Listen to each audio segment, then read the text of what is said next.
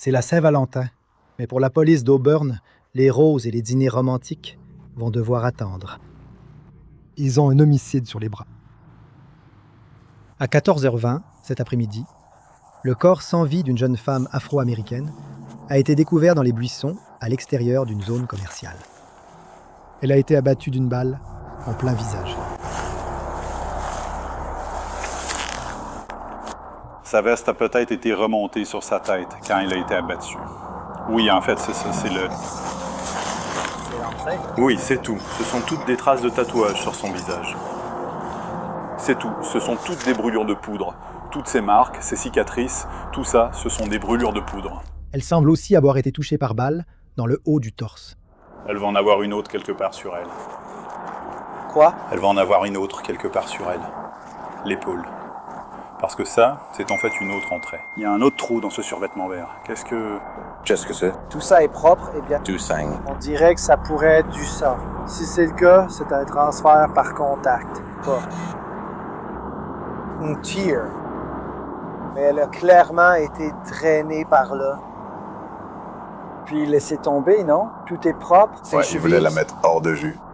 En plus d'une petite quantité de projection de sang sur le sol, la police trouve une douille de 9 mm percutée à moins de 6 mètres de son corps. Étant donné le manque de sang. Je pense que c'est arrivé. Ça s'est pas passé ici. Ça ne s'est probablement pas passé ici dans la voiture. Elle a été amenée ici, dans un endroit à l'écart. Et la douille a probablement été traînée avec elle. Il a été tiré au moins 2 fois. Oui. Et puis il y a des choses dans les buissons là-bas, comme une bouteille de jus à moitié pleine ou quelque chose comme ça, et peut-être des vêtements. Il y a une chaussure qui, très probablement, lui appartient. D'accord, mais pas d'arme ou quoi que ce soit, cependant. Aucune que nous ayons trouvée. La femme n'a pas de pièce d'identité sur elle. Mais les agents trouvent un téléphone portable dans sa poche. Beaucoup d'appels téléphoniques, de la part de papa. Il a manqué plein papa. d'appels. Est-ce qu'un numéro s'affiche? Papa. Non, ça indique juste papa. On peut prendre le portable. Ouais, est-ce qu'il y a un numéro ou ça indique juste papa? Non, il n'y en a pas. Je veux dire, tu pourrais utiliser son empreinte digitale sur la poche. Pendant qu'ils essaient de déverrouiller le téléphone portable, d'autres agents font le tour du quartier à la recherche de témoins oculaires. J'ai eu ces informations. Oui, mais il a été travaille écrasé. là-bas. Il a dit qu'autour de 14 heures, il a entendu une voix féminine, presque comme si elle venait de l'intérieur du bâtiment, et il a trouvé ça étrange parce qu'il est le seul à y travailler. Mais quand il est sorti, il n'y avait personne. Et c'est à peu près tout ce qu'on a pour l'instant. Il a dit que ça aurait pu sembler être une voix féminine en détresse, mais il n'en est pas vraiment sûr. Il pense que toutes les caméras là-bas appartiennent à l'une de ces autres entreprises. Donc, on va... Enfin, oui. On fait un peu tout ça, mais c'est à peu près tout ce qu'on a. Heureusement, presque toutes les entreprises autour ont des caméras de sécurité. Et j'ai obtenu les coordonnées du propriétaire, qui dit qu'il essaie d'obtenir la vidéo. Il y en a une sur la première. Il y en a une donc là-bas, ça va j'en suis devenir sûr, fou. parce que j'ai... Celle-là. Et ici, ils en ont une, mais elle va pas s'afficher. C'est vers la fin de la circulation. Pendant qu'ils attendent l'arrivée du médecin légiste. Un des agents parvient à déverrouiller le téléphone je portable. pense qu'on Ce l'a jamais propriétaire vraiment d'entreprise. fait, le sort. Ouais. Je viens de les déposer avec vous. Anisha Howard? D'accord. Lorsqu'ils passent le nom d'Anisha Howard dans leur système, la police apprend que la femme de 34 ans habite à moins de 11 km, à Kent. Et il s'avère que la police de Kent est justement en train de la rechercher. Anish a été signalée disparue par la police de Kent. Associé à un Volkswagen Tiguan ce matin. 1 heure avant que son corps ne soit découvert, le petit ami d'Anisha, Calvin Jackson, âgé de 32 ans, a contacté le service de police de Kent pour signaler sa disparition. Il a dit que les collègues d'Anisha ont alerté sa famille lorsqu'elle ne s'est pas présentée au travail ce matin. Et personne n'a réussi à la joindre. La voiture qui est enregistrée à son nom est celle qui a été signalée dans sa fiche de personnes disparues. C'est une Volkswagen Tiguan. Je ne peux pas, Kent. Je ne sais pas quand ils ont fait le signalement, mais Westland est en train de le recevoir en ce moment. La police fouille le parking, mais le SUV noir d'Anisha est introuvable. Donc, je vais reprendre la victimologie, mettre le véhicule en retenue dans le cadre de l'homicide, en attente de relevé d'empreintes. Oui, bien sûr. Oui. Et ensuite, ils vont retrouver la même famille, poser tout un tas de questions. Plus tard dans la soirée, les détectives se rendent à l'appartement qu'Anisha partageait avec son petit ami Calvin, leurs 2 jeunes fils et la mère d'Anisha, Faye. Sur cette chaîne, nous parlons de crimes, d'enquêtes et de justice.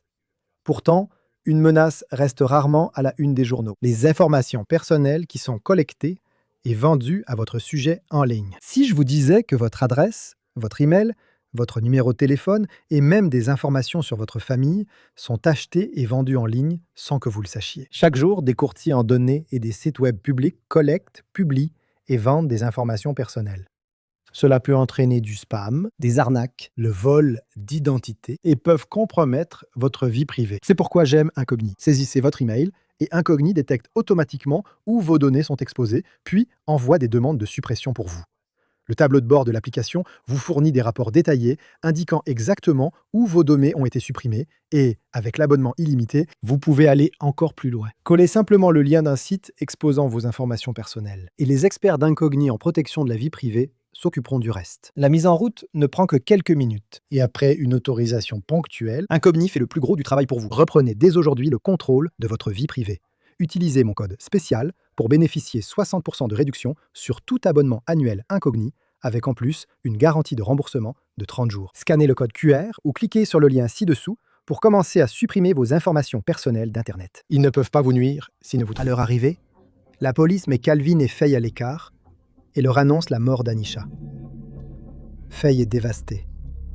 Mais Calvin reste étrangement calme. Les détectives les interrogent ensuite séparément. Alors Calvin, pour être tout à fait honnête avec toi, on n'a pas vraiment une bonne idée de ce qui se passe, donc on essaie de recueillir des informations sur Anisha, d'accord, parce qu'on ne sait pas quel genre de personne elle était, ou quoi que ce soit à son sujet. Donc, on est là pour, premièrement, vous expliquer ce qui se passe et aussi pour vous informer que nous avons retrouvé son corps sans vie. Mais aussi, on veut essentiellement savoir qui elle était et ce qui s'est passé avant tout ça. Calvin explique à la police qu'Anisha était une ancienne militaire de la marine et qu'ils se sont rencontrés dans sa ville natale de Savannah, en Géorgie, en 2011. Nous sommes ensemble depuis 13 ans. On a un peu été. D'accord, je vais finir. Séparés pendant genre quelques années auparavant. D'accord. Calvin insiste. Même si lui et Anisha n'étaient plus en couple, ils sont restés en bons termes. Donc tu as dit que tu avais un accord. Quel est cet accord?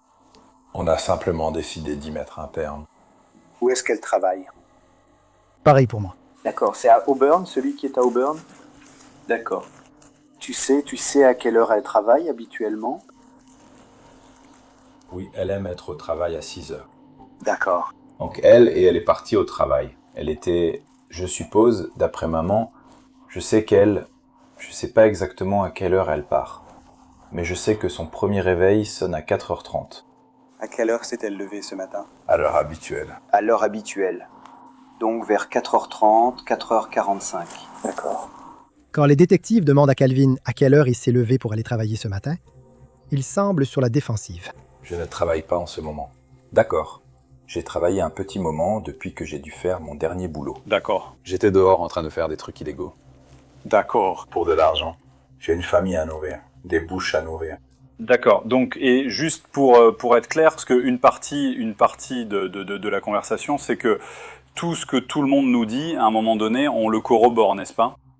Et si certaines personnes ne sont pas honnêtes avec nous, ça soulève des questions, non? Donc tu parles de ton trafic? Ton trafic. D'accord. D'après Calvin, il faisait du trafic, c'est-à-dire qu'il vendait de l'herbe à un arrêt de bus tout près ce matin. Vous êtes parti à quelle heure? Peut-être. Je ne sais pas, peut-être. 3h et quelques ce matin. Je suis probablement arrivé vers 6h30 environ. Peut-être. Je ne suis même pas sûr. Je ne suis pas sûr à 100% de l'heure. Calvin dit que lorsqu'il est rentré chez lui, il est retourné se coucher. Ensuite, il s'est rendu compte qu'un ami de la famille, nommé Durrell, est arrivé à l'appartement, paniqué. Il est venu, il a frappé à ma porte, il m'a réveillé. Il m'a dit « Hey, est-ce que t'as eu des nouvelles de... » Non. Il m'a dit genre « Elle n'est pas venue au travail. » J'ai répondu, alors je me suis littéralement levé. J'ai commencé à l'appeler, j'ai commencé à la contacter, je lui ai aussi envoyé un message. Je lui ai envoyé un message et je l'ai appelé ce matin. Et c'est juste que je n'y ai pas vraiment pensé. Mais je pensais qu'elle était au travail. Et ensuite, qu'est-ce qui vous a poussé à appeler les secours, je suppose? Maman m'a dit. Elle a appelé les secours. Elle m'a littéralement appelé. 20 secondes avant qu'il ne frappe à la porte. Elle a appelé, mais j'ai raté son appel. Oui, il est entré et j'ai vu l'appel manquer dans ma voiture. Elle m'a dit d'appeler les secours. Après avoir signalé la disparition d'Anisha, Calvin dit que lui et Derrell sont montés dans la voiture de Derrell et ont suivi le trajet habituel d'Anisha pour aller au travail. Je roulais juste sur West Valley. On roulait sur West Valley tellement de fois par jour, mec. D'accord. J'essayais de la trouver. Et j'avais juste un mauvais pressentiment. Genre, je sais pas, tu vois. Elle et moi, on a toujours un lien, même si on est séparés. Donc c'est comme si j'ai juste eu un mauvais pressentiment en passant par West Valley. Mais quand la police parle avec la mère d'Anisha, Faye, elle décrit la relation entre Calvin et Anisha comme étant beaucoup plus conflictuelle. Faye dit qu'Anisha a essayé de faire fonctionner leur relation. Mais le manque d'initiative de Calvin en tant que partenaire, pourvoyeur et parent lui a pesé. Donc, au printemps 2023, Anisha a demandé à Calvin de partir. Mais Calvin ne pouvait pas se permettre de partir. Alors Anisha et Faye ont accepté qu'il reste dans l'appartement jusqu'à ce qu'il trouve un emploi et un logement à lui. Mais Calvin traînait les pieds. Et leur cohabitation platonique a volé en éclats la semaine dernière, quand Anisha a découvert que Calvin avait fouillé dans ses emails dans son dos. C'est comme ça qu'il a découvert qu'Anisha avait un nouvel amour dans sa vie, son amie Laurie. Les deux se sont rencontrés en juin 2023. En quelques mois, leurs sentiments l'une pour l'autre sont devenus quelque chose de plus. Selon Faye, Calvin n'a pas bien pris la nouvelle de la romance entre Anisha et Laurie.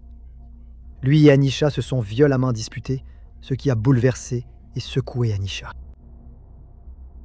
Pendant que la police est à l'appartement, Laurie arrive et elle ne mâche pas ses mots à propos de Calvin. Je sais qu'on n'est pas censé rapporter des rumeurs ou accuser les gens, mais voilà, non, le fait est que tout le monde dit la même chose. Tout le monde a une histoire et on t'écoutera. Laurie accuse Calvin d'avoir menti sur l'endroit où il se trouvait ce matin. Parce que sa mère a dit qu'elle l'a vu se lever et qu'ils se sont regardés dans les yeux vers 3h du matin. Il est parti et il n'est pas revenu avant quoi ? 6h ? Presque 7h ? Et ça, allez. Et ça, ce truc-là ne me semble pas normal. Ce truc-là ne me semble pas normal. J'ai la chair de poule. Ça ne me semble pas normal. Ça ne me semble pas normal. Elle dit aussi que plus tôt aujourd'hui, quand la nouvelle de la disparition d'Anisha s'est répandue, Calvin n'avait pas l'air surpris ni inquiet. Tu sais, non, je ne surveille pas ce salaud. Tu sais, je ne surveille pas cet individu. Tout le monde est complètement paniqué et toi, tu restes là. Espèce de salope intelligente, putain. Non, idiote. Je ne suis pas idiote. Je ne suis pas idiote. Le lendemain, avec Calvin en tête de leur liste de suspects, les détectives se rendent à la garderie où travaillait Anisha et parlent avec ses collègues. Parlez-moi un peu de Nissi. Alors, je pouvais régler ma montre sur elle. Elle était tellement ponctuelle et fiable. Elle est vraiment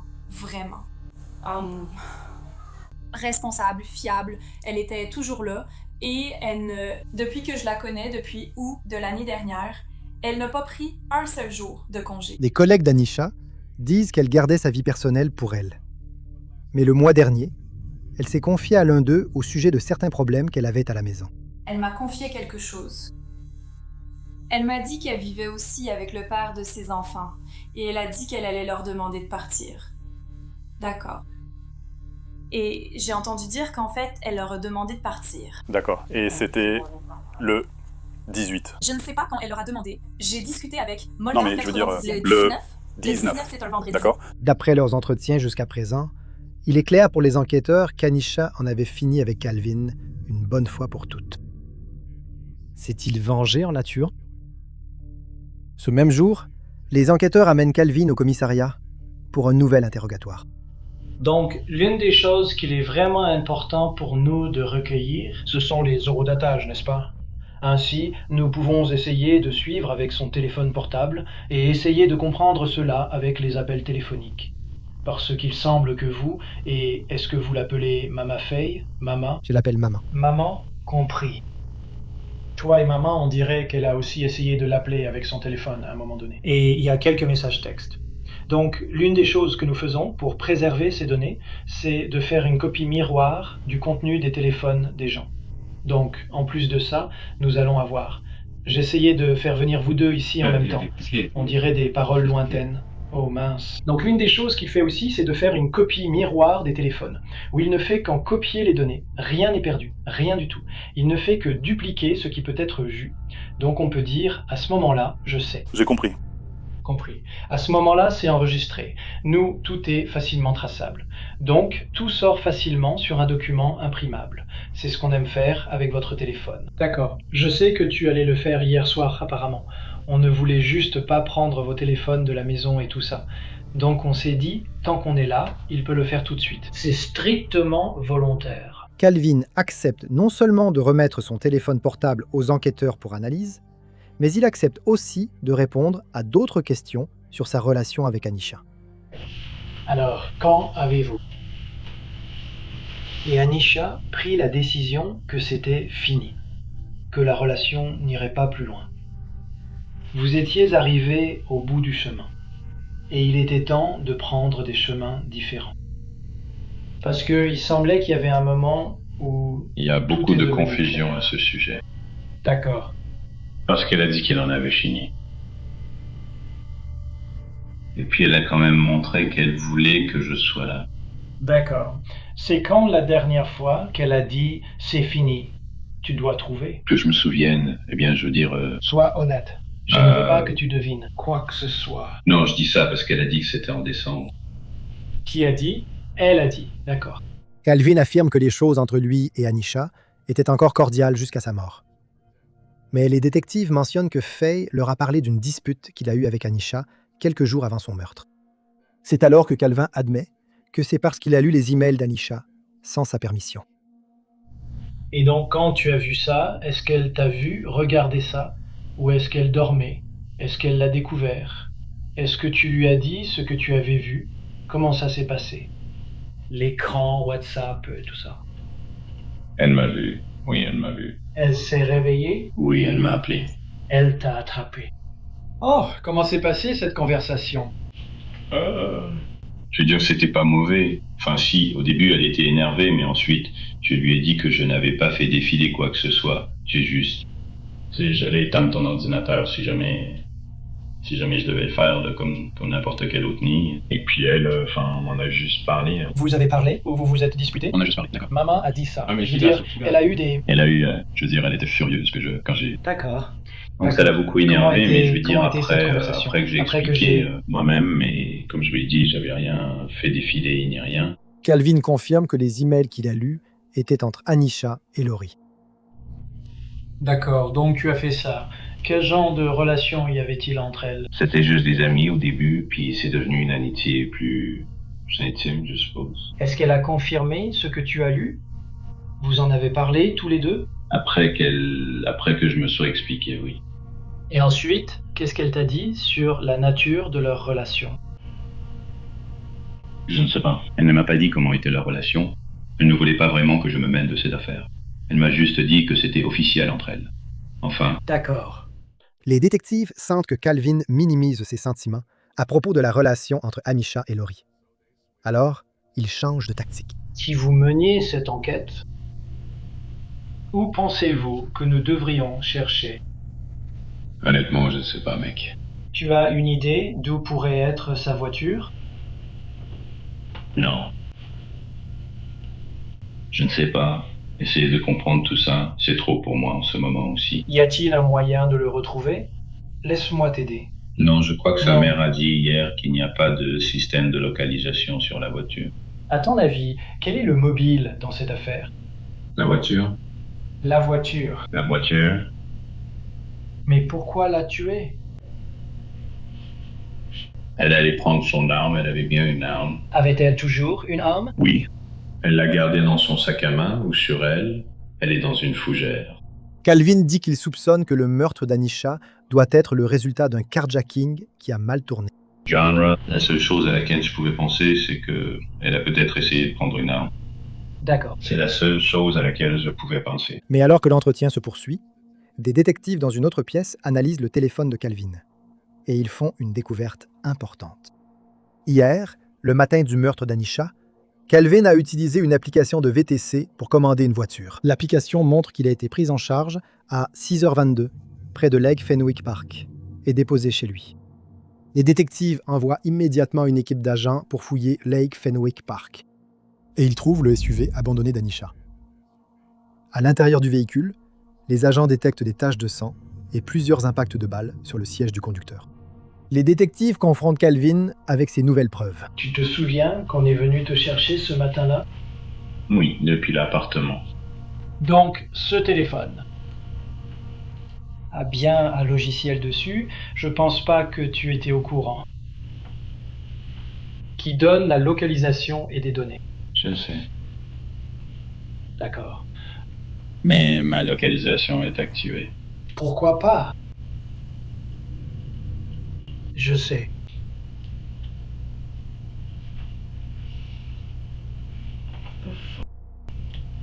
Donc tu dis que c'est... Oui.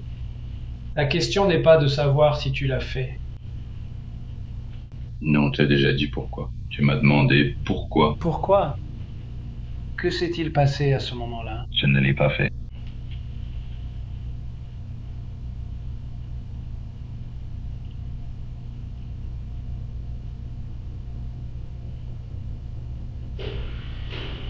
Elle a quitté sa voiture, je ne sais pas. Qu'est-ce que tu veux dire, maman?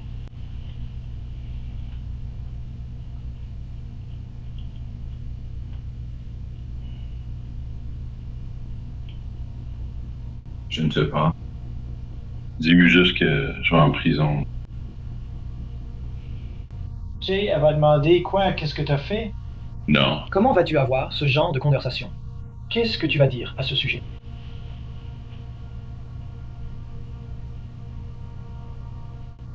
Je ne sais pas.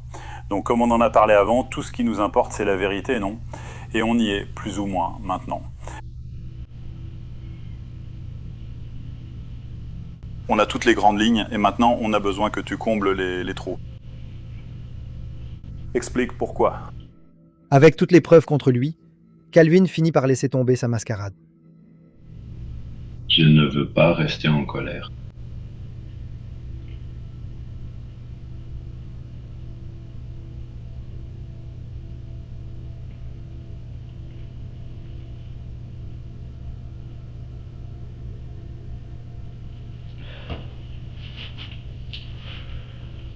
Je regrette certaines choses que j'ai fait, mec.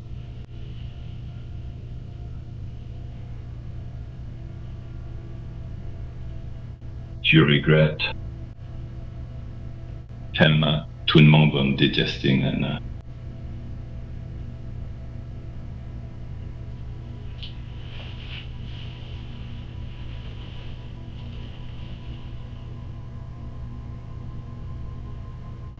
J'aurais dû.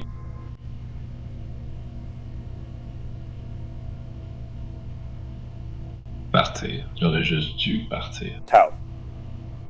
Calvin avoue qu'il a quitté l'appartement. Ce matin-là, il est sorti et a observé, attendant qu'Anis et A partent au travail. Quand elle est sortie de l'appartement, où étais-tu? Dans la voiture? Tu étais déjà dans la voiture en train de l'attendre.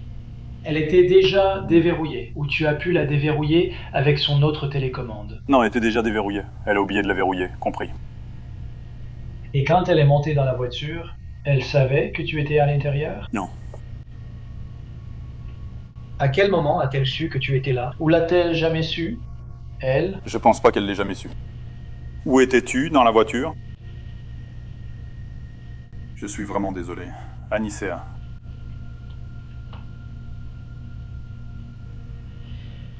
Ce n'est pas... Mec, tu es à l'avant ou à l'arrière? Non, j'étais à l'avant. Tu es à l'avant? Non, j'étais pas à l'avant. Je suis désolé. Donc tu es sur la banquette arrière ou dans le compartiment arrière? Non. Je n'étais pas sur le siège avant, mais sur la banquette arrière. Banquette arrière. Derrière le siège du conducteur? Oui. Est-ce que tu es vraiment assis quand elle monte ou est-ce que tu es accroupi, assis quand elle monte? J'étais accroupi. D'accord. Je me demandais, quand tu es sur la banquette arrière et qu'elle a jeté son sac à main à l'arrière, c'est à ce moment-là que tu as saisi son arme et c'est son arme que tu as utilisée? L'analyse balistique nous le dira. Donc je préfère que la vérité sorte simplement et que tout soit plus logique. C'est bizarre de ne pas être honnête à ce sujet. Sois juste honnête. Tu l'es. Tu es franc sur ce qui s'est passé, n'est-ce pas? D'accord, je veux que tout soit sur la table, pour qu'on puisse avoir cette conversation franche. Est-ce que c'était son arme qui a été utilisée? Oui. D'accord. C'est toujours dans la voiture? Je l'ai laissé dans la voiture. D'accord. Alors elle commence à sortir du parking en voiture. Comment as-tu sorti le pistolet de son sac à main? Comment ai-je sorti le pistolet de son sac à main? C'est ce que je demande. Le sac à main est-il sur la banquette arrière? Est-ce qu'il est dans un holster? Ouais. Donc elle l'a mis sur la banquette arrière et elle ne t'a même pas remarqué là-bas. Oui. Calvin dit que l'arme était chargée. Tu as dit qu'elle ne savait même pas que tu étais là avant que ça n'arrive. Alors comment se fait-il que tu aies tiré avec l'arme? Je ne comprends pas. Comment se fait-il qu'elle ne savait pas que tu étais là avant que ça n'arrive? Elle est entrée et c'est arrivé tout de suite ou qu'est-ce qui s'est passé? Non. J'y réfléchis pendant 1 minute, mec. Je voulais vraiment pas le faire. Mais je sais même pas ce qui m'a poussé à le faire, mec. Je sais pas.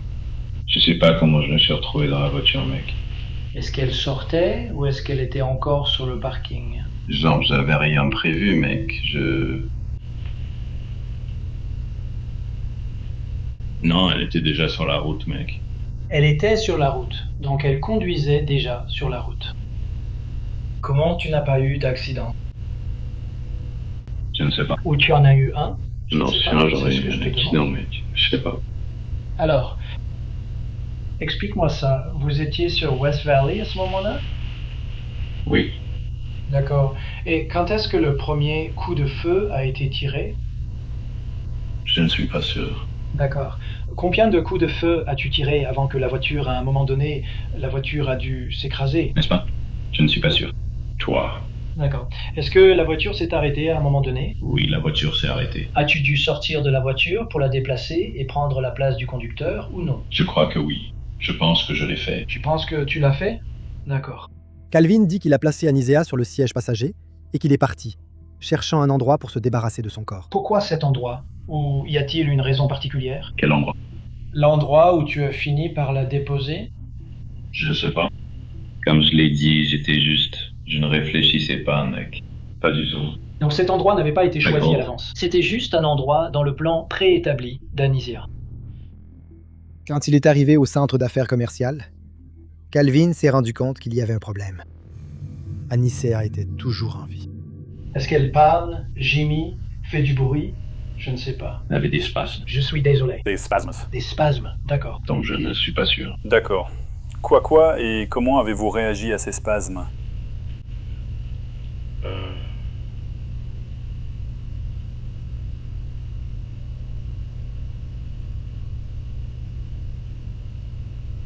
Je ne sais pas. Je pense que vous savez.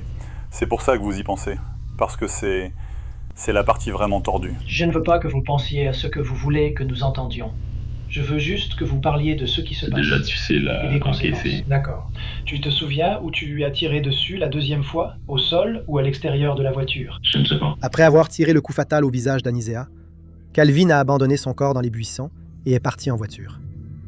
Ensuite, il a laissé la voiture d'Anisea dans le parc et a commandé un service de transport pour qu'on vienne le chercher et le ramener chez lui. Lors de l'analyse du téléphone de Calvin, la police découvre également des preuves qu'il a tenté d'effacer ses traces en envoyant des messages au téléphone d'Anisa après l'avoir tué. Toi, tu lui as envoyé un message en demandant à un fichu technicien de maintenance de réparer le sèche-linge. Ouais. Après que tu savais qu'elle était là, morte. Il n'y a qu'une seule raison d'envoyer ce message. Flo, pourquoi faire va là-bas? C'est parce que tu voulais que moi, lui ou n'importe quel flic qui regarderait ton téléphone à un moment voit que tu essayais toujours de la contacter. Je ne pense pas que c'est pour ça que je l'ai fait. D'accord, alors j'apprécie que tu me dises où je me trompe. Ça ne me dérange pas, parce que je me trompe souvent. Alors Honnêtement, pourquoi ce n'est pas le cas? Tu comprends pourquoi je penserais ça, non? Ouais, je vois. Ouais, clairement. Alors pourquoi enverrais-tu ce message, alors que tu sais qu'elle est déjà morte? Je ne sais pas. Avec ses aveux enregistrés, les détectives pressent Calvin pour connaître son mobile. J'étais un conducteur colérique, moi aussi. Ouais.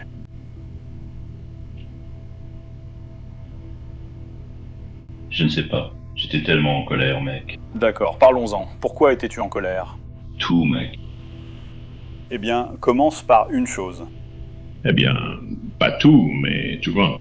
Plus d'une chose. Juste perdre une famille. Non, juste... Et... Pourquoi? Pourquoi perdais-tu ta famille? Perdre ma famille, mec. Perdre ce qu'on avait. Elle, les enfants. Mais je croyais que tu avais encore une relation avec les enfants. Je pensais que ça continuerait si tu le voulais. Ouais, mais j'ai toujours une relation avec mes enfants, mec.